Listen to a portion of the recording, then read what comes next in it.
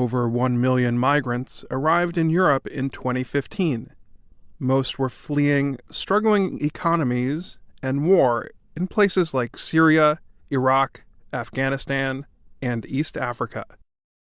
Many of these people arrive in new countries and expect life to become easier almost immediately. After all, they just traveled months by foot and by boat just to get to a new country and start fresh. But when they arrive, the migrants face a world that can be confusing in many ways. Melissa Fogg is the program manager for the Philadelphia Refugee Mental Health Collaborative, or PRMHC. The PRMHC is an organization that helps refugees entering the U.S. build their lives in their new country. The PRMHC teaches the refugees skills and helps them adjust to living in a different environment. Fogg told VOA that weather, language, and safety issues are only some of the things that can cause problems. A lot of immigrants and refugees, when they come, they have a very idealized version of the United States from movies, magazines, the media, and a lot of that is just not true. Generally, our country is very welcoming and very accepting of immigrants, but it can be a tough environment to come into with a lot of barriers. What seems normal in one country might be illegal in another country. For example, men and women have equal rights under the law in the U.S. There are laws about gender equality in many countries. These laws can be hard for new arrivals to understand, but that is not the only confusing thing about being in a different country. Some laws and rules are written down. You can learn about them before you arrive. But there are lots of unwritten rules, too. Unwritten rules are behaviors that no one talks about, but that most people understand. People in a host country might think their behavior is normal, while newcomers might find it offensive or inappropriate. Fogg said that these differences can make becoming part of a new culture seem impossible. When people come to a new country, at first they're very excited. Shortly after that, there is reality that sets in. America is not a perfect country. But after some time, and a lot of work, most new arrivals begin to feel like they belong, Fogg said. Also, it is important to know that not all differences are major. Often, there can be small differences between places that share a border and a language.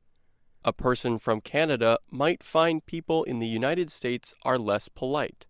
Likewise, Americans might find Canadians too reserved. Fogg and VOA worked together to create a list of 5 important issues any new arrival to the U.S. should know about. Be on time.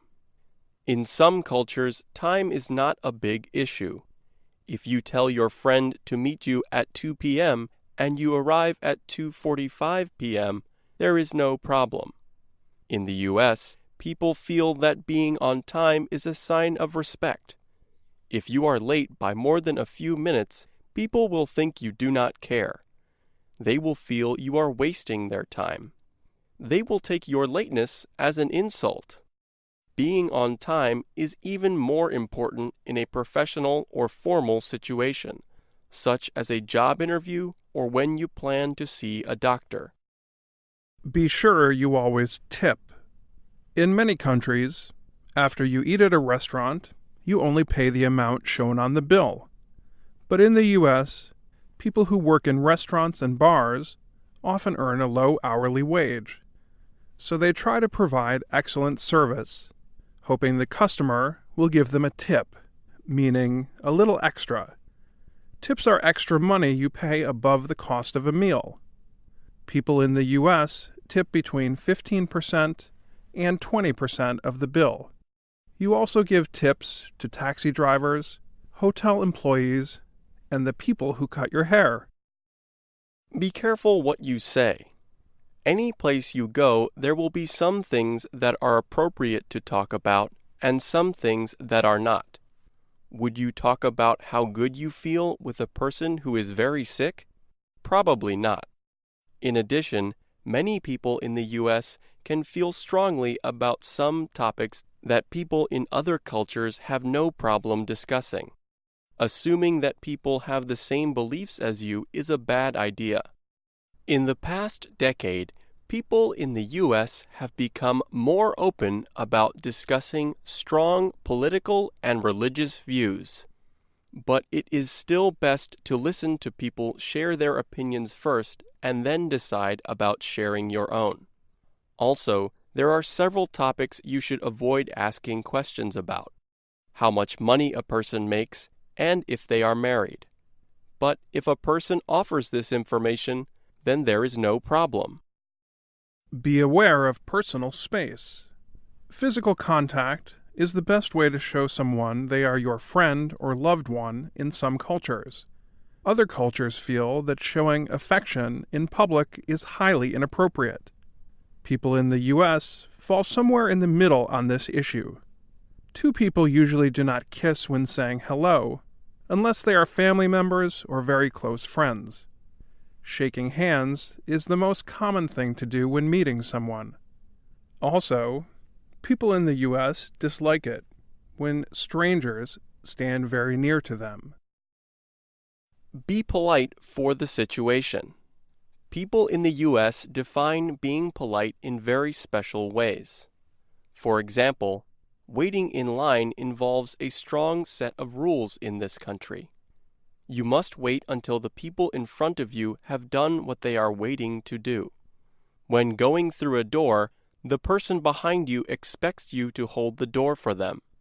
Also, it is common for people you do not know to say some form of hello to you when passing you. But this does not always mean they are inviting you to stop and talk for a long time. Many times the person is just being friendly. If you don't say hello back to them, they may think you are being unfriendly. You should examine the situation and think about what you want to do next. I'm Dan Friedel. And I'm Pete Musto.